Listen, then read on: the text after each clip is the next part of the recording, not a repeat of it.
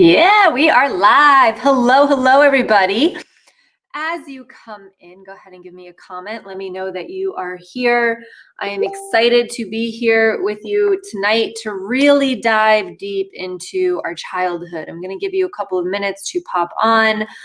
For all of you that are watching the replay, I want to say hello. I see all your comments that you guys want the replay, so I'm excited that you are excited for this video, for this training, I really should say. And that you'll be here afterwards. So when you are here, give me a hashtag replay when you are catching the replay. And if you are here, give me a hashtag live so that I know that you are here. I am live on 3 different platforms. My Facebook group called Turning Pain into Power for Codependent and Empath Women. If you are not in there, you definitely want to get over there. It's a very supportive community. I am live on my Facebook page, and I'm also live in my YouTube channel. So if you are but if you're joining me from my Facebook group, just make sure you put your name in the comments because I can't see who that is here on StreamYard. So Maria, good job. We're getting used to this, right? Catherine, hello. Tracy, hello. Anisha, hello.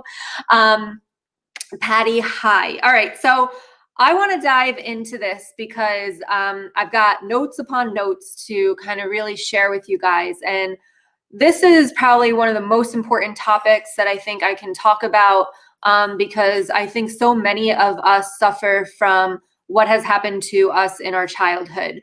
So tonight we're going to dive into a little bit of this. You probably want to get a pen and a paper. Hopefully tonight's going to give you a lot of epiphanies. So before we get into it, if you guys could just give me some thumbs up on YouTube and also some love over on Facebook, I would really appreciate that. Let me know that you are here and supporting me and my spirit team, okay? Also, all my mid-month readings will be up by tomorrow, and of course my monthlies are up as well. I am back on track, even early, I guess, if you noticed, even early, all right? So I'm excited about that, so you can check those out as well. All right. Who's ready, right? Ready in the comments if you are ready for me to really dive into how your childhood can be affecting you today. Okay, I have a lot of women that will come to me to work with me, and they come, especially when I do my one-on-ones, and they will come and they think that the problem is what they're going through right now. But what usually occurs is that it's triggering something from childhood. So I'm not really going to talk about triggers tonight, but I do want you to be well aware that what we talk about tonight is anything that's happening in your life right now could potentially be triggering what we're going to talk about tonight. And what I mean about triggers is that it's bringing up emotions from the past. All right. Thank you for all the love. Hello, Cynthia. Hello. Carol, hello. Christine's here. Danielle's here. Hello. Awesome. All right, ladies, bring it in. All right. So let's get started because I try to make this a half hour. I'm going to try to stay on time. So what I want to start with is how our childhood can make us feel unsafe. And being in that feeling of being unsafe in childhood can stay with us. And what I will tell you is that whatever you've been through in the childhood, if it was rough, and this could be so many different things. It could be, that your parents just weren't around. It could be that you had some abuse in the home.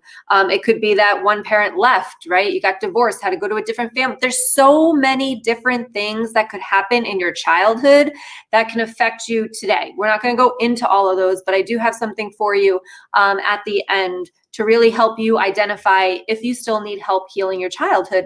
Because I work with a lot of women that say, like, I went to therapy, I've done a lot of inner child work, but my question is like, yeah, okay, but do you feel any better? Like, are you on the way to a lot of self-love, a lot of self-worth? Like, can you stand up for yourself? Like, can you do that? Are you happy? Are you positive thinking? Like, and if the answer is no, then you might still have to heal some childhood wounds, okay? So I do have something for you at the end of this, so stay tuned. Okay, so I've got my list here, so I'm gonna go through my notes. But ways that you could have made to feel unsafe. I don't even know if I said that right, but definitely these are going to be a list of different things that could have happened to you as a child that could make you feel unsafe, all right? And I'm going to kind of go through this a little bit quickly because I want to get over here to the more important things, which is we're going to talk about neglect and how it affects us, and you can identify that in your life right now, okay? So number one is You could feel unsafe as a child if you were not able to express yourself or your needs. And I'm going to lump boundaries into this, okay? If you weren't allowed to speak up for yourself, and this is, I talk a lot about narcissistic parents, but if you weren't allowed to have boundaries, if you weren't allowed to say no, if you said no and you would get punished or beaten or anything like that, or silent treatment, that could make you feel very unsafe as a child. And when we feel unsafe as a child, if we don't heal that and we don't let go of that, then we feel unsafe as an adult. And that's where we're going to get into of how you can identify that a little bit. The next thing here is that if you were discouraged to have fun or play. So if you had parents, and it doesn't always have to be parents in your childhood, just I want to put that out there. It doesn't mean that your parents were bad. And again, what I will say is that as adults, we can understand why our parents were the way they were.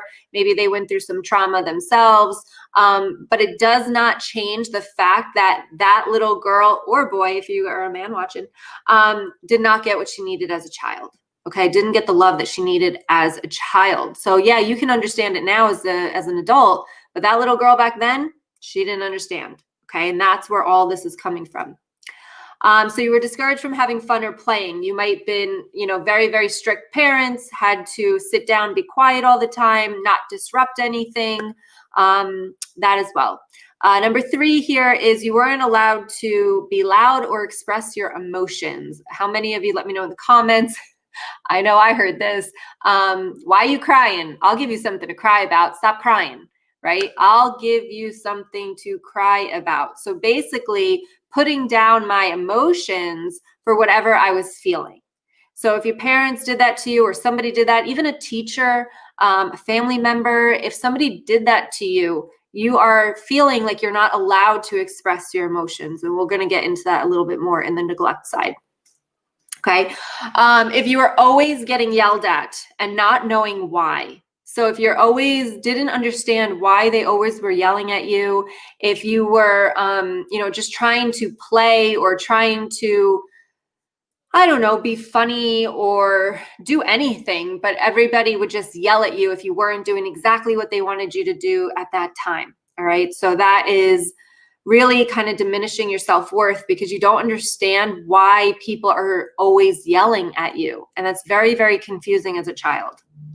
All right. Obviously, if you were verbally abused, criticized, or shamed by parents and also other family members. Now, also, this could have been in school as such as bullying as well. Teachers, anybody else in your life, right? Where they were verbally abusing you, basically putting you down all the time, calling you names, bullying, and also shamed. And you got to realize that some of this could be very passive aggressive. So it might not come out in a very blunt way as you're like, wow, he's an a-hole, right? It could come out as in very backhanded compliments, if that makes sense. Might be saying something to you, but with a smirk or with that kind of attitude. So it could be backhanded compliments where therefore you're confused again. And that confused little child, right, holds on to all of those thoughts and like, was that real? Did he mean it? Did he not? All of these different things, and we hold on to all of that. So let me know in the comments, say resonate if this is resonating with you. Hey, Missy. Hey, Tammy. Hello, Laura. Hello. Okay. Let's continue. All right. Checking my time. All right. We might go over, guys. I just can't help it. I got to give you everything I got. All right. Number 6 is if you were physically punished, beaten, or smacked, or even just threatened. If somebody threatened you all the time as a child, you're not going to feel safe as that child. And again, the unsafe child grows up into the unsafe adult. We're going to talk about what those things look like. All right. And then we've got made to feel responsible for the parent's happiness. Woo, that's a big one. If you as that little child, if your parents weren't emotionally stable and they made you feel as though you were responsible for their happiness. If you did something wrong, they're not happy. And this is like underlying happiness. If they were emotionally maybe depressed or anxiety all different things. But if you felt as though you had to take care of your parent, if their happiness relied on if you did something, say cleaning the house or, making dinner or anything like that, like you are being more responsible for your parents than your parents are being for you. Okay, so if you did any of that, this can also make you feel unsafe because you're walking on eggshells all the time trying to make your parents happy. And if they're not happy, maybe you got punished, maybe you got beaten. But definitely having that mindset of like, what can I do to make them happy so that either I get love or that they don't punish me, either one, okay? And then, of course, here, number 8, and our last one that we're going to talk about tonight, and I'm sure there's many more, but I can't go over all of them in this little bit of time, is no physical affection. So if you were not hugged, if you were not kissed, if you were not cuddled, if you didn't have them just touching your hand or holding your hand, like this could lead to you feeling unsafe and, again, confused. And when we're confused, we don't feel safe. So therefore, these are kind of 8 signs or things that could have happened in your childhood that could make you feel unsafe. Okay, so keep that in mind. Hopefully you made some notes. If not, you can watch the replays. But now we're going to go over into 3 different types of neglect, because some of this neglect. So they go hand in hand. But what I want to get into a little bit deeper as if one of these types of neglects resonate with you, and they could kind of go back and forth between all of them. All right. So everything I'm going to say, the outcomes could be in different neglects, even though I'm putting it under one. Okay. So just go with that. All right. So okay, let me take a breath. Let me see. Do you guys have any questions so far on the 8 things that we just went over about making you feel unsafe as a child? So let me know that in the comments, okay? Hello, Claudia. All right, they're saying resonating, all with all of it. Awesome, resonates. Okay, good. If you're resonating with that, it should start to open your eyes to see that, okay, if I haven't dealt with my childhood and this is resonating with you, then maybe this is what's showing up in your life right now. We're going to talk about that now, okay? All right, so for the first type of neglect is emotional neglect. So this is about your parents, loved ones, siblings, anybody really around you in childhood. We mostly talk about the parents, but I don't want you to only identify with the parents, because you could have had good parents, but the rest of the people in your life maybe did this with you, okay? Again, teachers, other family members, babysitters, anything like this, okay? Sisters, yeah. So, so this is when they have no interest at all in your emotional needs for love, support, and protection, okay? They are not there for you to be able to hold you and comfort you when you are not feeling or when you are feeling sad or depressed or confused. They're just not there for you, all right? So this is a emotional neglect. Now, what this looks like for you is, like I just said, no affection when you're upset. I guess I basically just said it all. I didn't need my notes. But yeah, when you're upset, they're not there for you. Maybe you try to cuddle with them, but they pull away, right? They could be distant. So you might go to try to sit on somebody's lap and they kind of push you off. Anything like that. Any type of physical affection or not physical, because that's what we're getting into, but emotional type of when you are sad or lonely or feel like you need that love, but not getting it reciprocated if you try, okay? So that can look like that. Now, when this happens to you as a child, the outcome of this as an adult can be the following. It can be low self-worth and self-esteem, because obviously your emotions aren't important enough for anybody to care. Nobody wants you around. They're not reciprocating that love that you're trying to give to them, so you don't feel lovable. So definitely low self-worth and self-esteem. Now, also as an adult, this can come up into ignoring your own emotional needs. So I find this a lot with women who dive into their career or volunteering, especially if you're a mom, if you're volunteering at the school and doing everything PTA, it's because you're trying to avoid a lot of the emotions that you have inside that you don't understand or know what to do with, okay? Again, you can learn how to hide or push down your emotions or avoid them completely. So this is where we talk about the trigger. So when the trigger comes up, if you've dealt with this type of emotional neglect in the past, you don't know how to deal with your emotions. Nobody ever taught you. Nobody ever cared about your emotions. So you basically had to kind of stop it, especially if you got yelled at to say, hey, I'll give you something to cry about. Stop crying, right? You push your emotions down. I got to stop crying. So you push them down. So when these triggers come up now, you push them right back down. Okay, so very, very important to identify that with you. And then you can also have a very hard time having a stable, healthy relationship. Because if you think about this, if you can't really express your emotions, many of the times it builds up, and then you explode. And those can be very, very nasty fights in relationships. They could be breakups in relationships because, again, we're avoiding our emotions. We don't really want to talk about them or let them come up or express them because we don't feel like anybody's going to care. So therefore, you can have a very hard time having stable, healthy relationships. All right. So that is emotional neglect. Now, the second one is psychological neglect.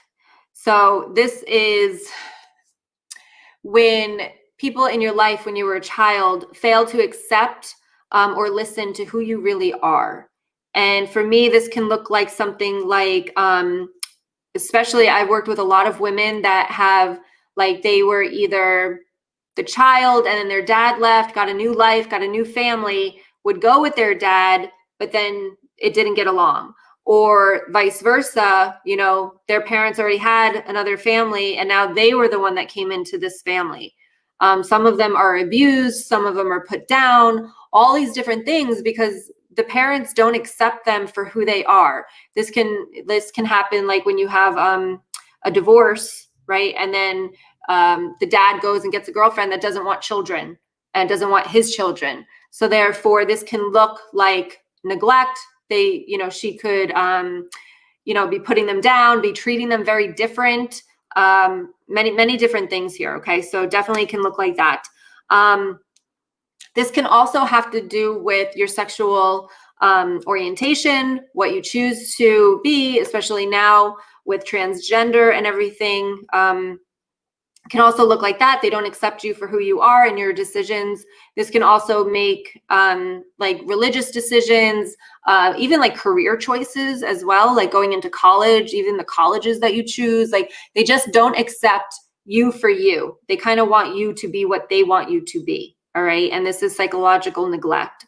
Now, this, if you resonate with this, the outcome of this as an adult can look like something like this. Low self-esteem, basically due to people putting you down, making you feel like you're not good enough, making you feel like you're outcast, can really play games with your self-esteem there. Also, high expectations that they have for you, especially high grades in school, being ignored, all these different things, constantly punished or abused, like I was just talking about.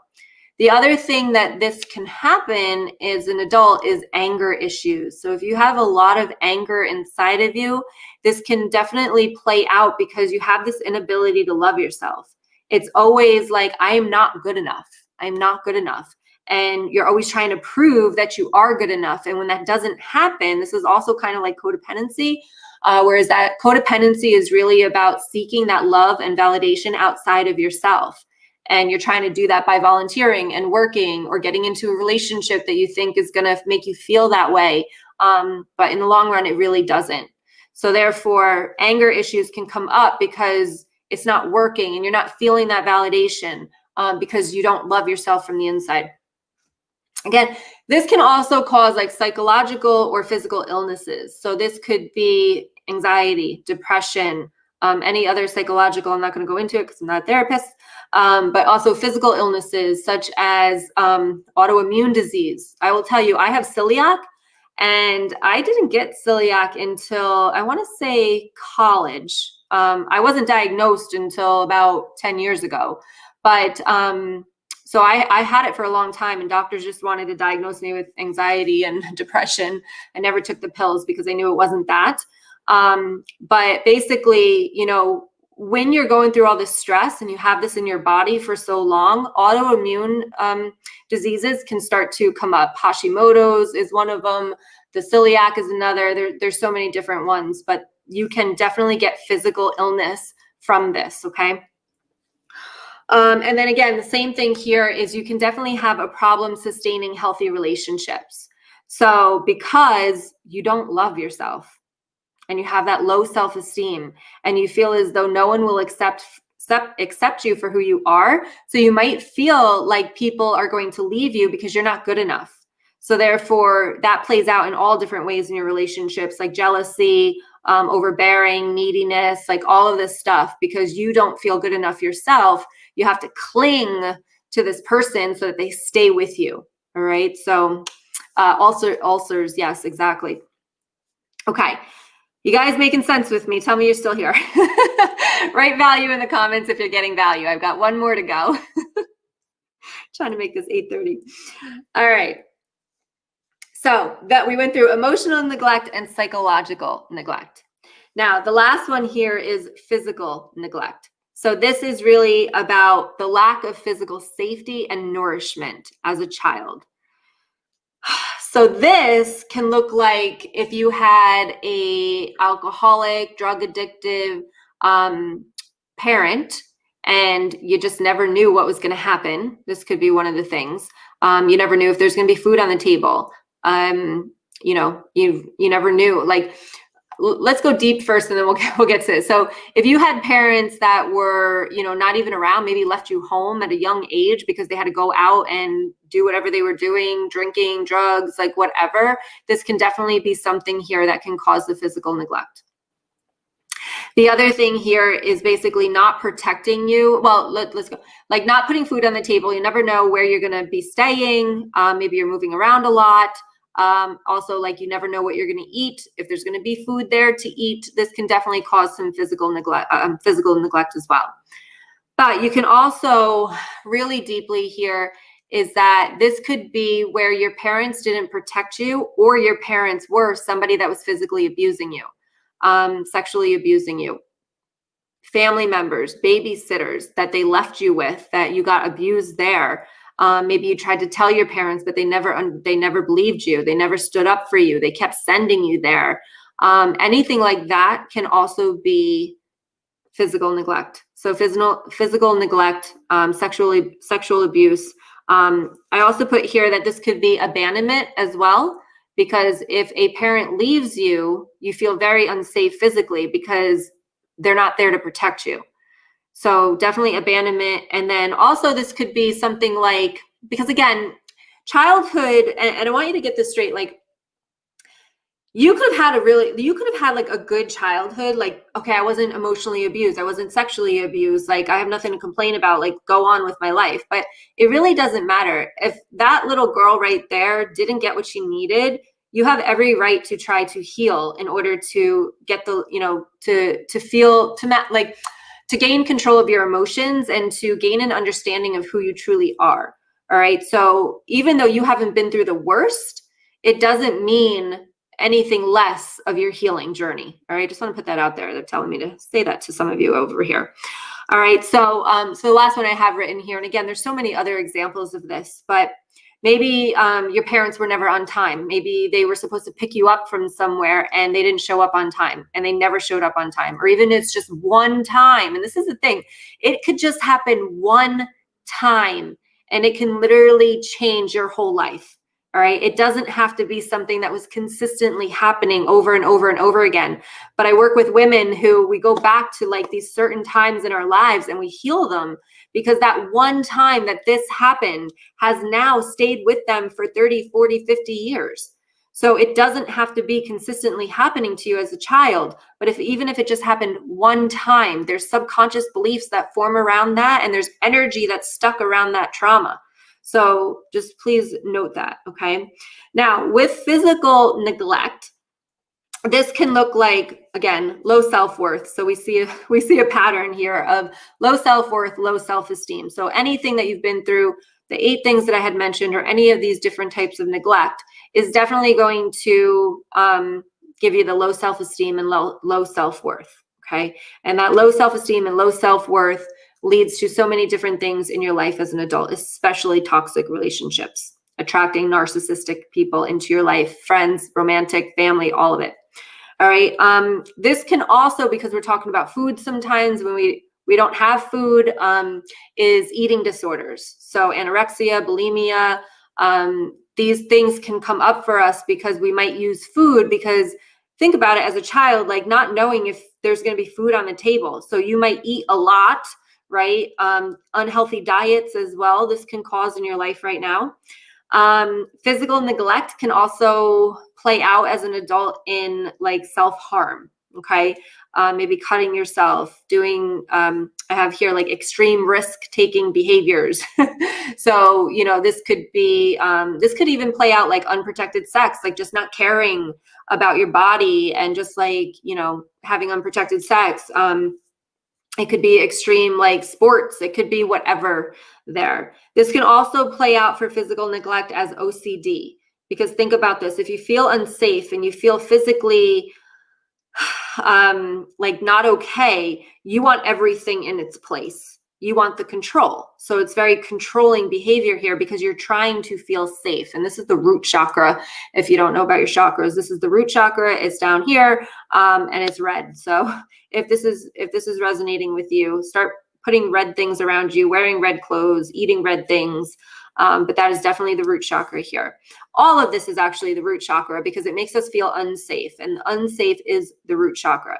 All right. And the last thing here I have as an outcome to physical neglect in your life as a child can also lead to addictions. Again, that, you know, alcoholism, it could lead to drugs, but it could also lead to other addictions like shopping and gambling, anything like food. It could lead to many other addictive things in your life. And then the last thing here is sexual dysfunction, because if you were sexually abused as a child, this could lead as an adult to you really kind of not wanting to have sex or having too much sex and just having sex with everybody, because you can go either way there, right? But definitely kind of using sex to be like a tool for either feeling better or feeling in control by not giving it out as either. Okay, so that can definitely play a role in as an adult for physical neglect.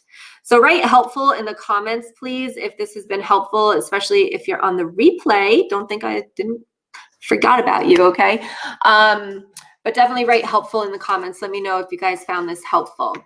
Now, like I said, if you have been through, actually, can you do me a favor? Write in the comments here, and especially if you're on the replay as well, can you write either emotional, psychological, or physical in the comments to tell me which ones of these you actually resonated with? Because I would like to know. And if it was all three, just write all three. I know sometimes the spelling, I get it. It's a little bit, okay, so helpful. Cynthia says extreme exhaustion, body aches, and the list goes on for things that can happen in your body because of all of this. Absolutely. Okay. So yeah, so please recognize this in your life. I do have a little quiz that I made up for you guys. I put it in the description box, but I don't know that if you guys can see it. So I'm going to go ahead and put this here. I made a little quiz because I know a lot of women will say to me that, oh, I've done the inner child work.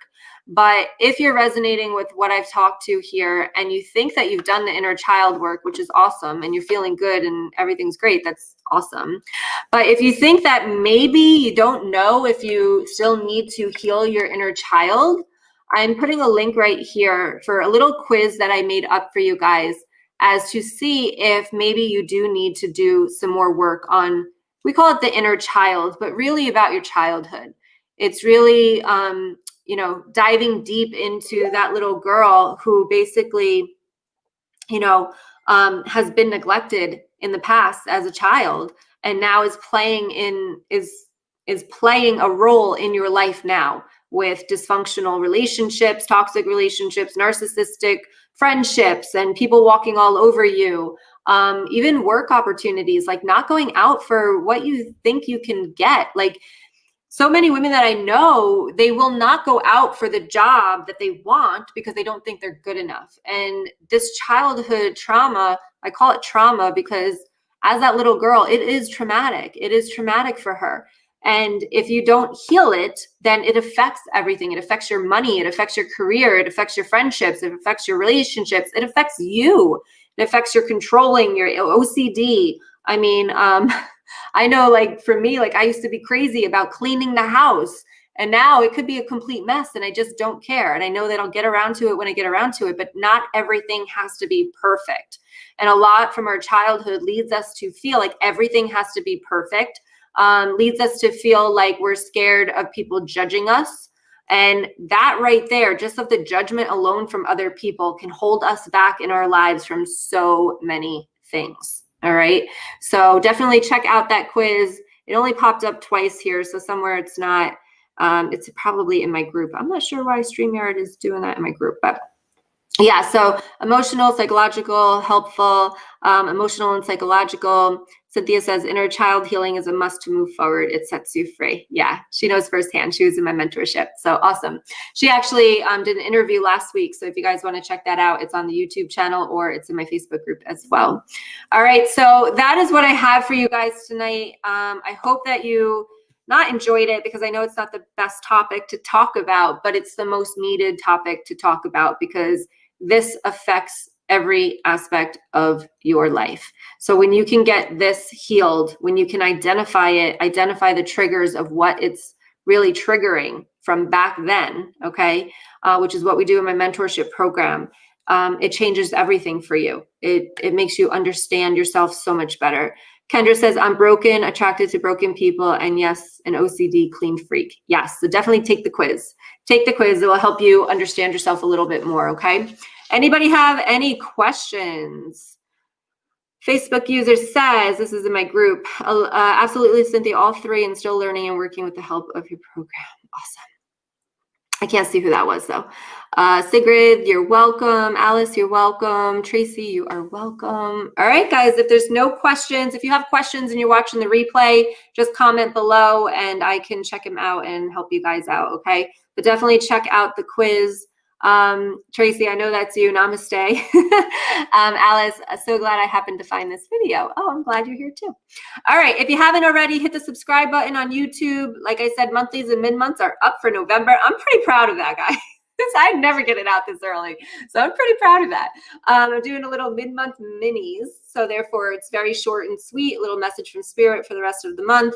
And then if you haven't already, check out my Facebook group, very inspirational, high vibe engagement over there, very supportive community, so check that out. All right, much love. If you're on YouTube, you can find everything in the description box. If you're on Facebook, you can find everything in the description box.